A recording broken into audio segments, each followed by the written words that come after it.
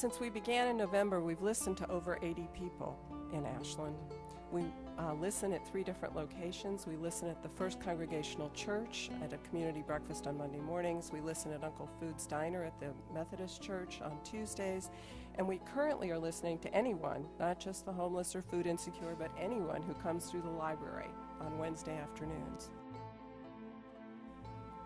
So the story of the homeless in this community, which is not just the people on the plaza, we frequently put that label on them, but those aren't all the homeless people in this community that need to be served. One group that we frequently listen to are the older men in this community, many of whom have been in the valley for a very long time.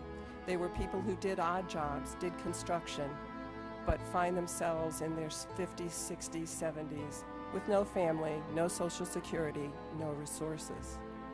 When we listen to their stories, they're often proud of how they're living with less, but frustrated by their lack, particularly in the winter, of shelter. A lot of them couch surf or have friends that allow them to stay in a basement or a garage, but they don't have housing.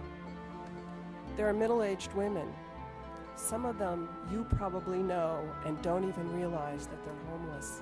They're living in their cars and in their vans, and they're too embarrassed to let anyone know. They've gotten this way through illness, divorce, job loss, but they're there, and they're moving from place to place. There are the young people who are often the face of homelessness in Ashland. These are people who often have drug and alcohol problems or mental illness. Some have been clean and sober for a while, some have not. Some are estranged from their families and would like to be reconnected. Some have been out of the job market for several years now as they've gotten clean and sober and don't know how to convince somebody to hire them again. But they want to work. There are sons and daughters of Ashland in this group. There are children that your children know who have fallen away from their families through mental illness, through drug and alcohol abuse, who live in the watershed, who don't have any place to go. We listen to them, we hold their stories, and we've been changed by what we've heard, the 17 volunteers. And we hope that these people that we are privileged to hear their stories are changed because they realize that someone cares about them. We've heard from Chief Holderness that there are enabling strategies and rehabilitation strategies.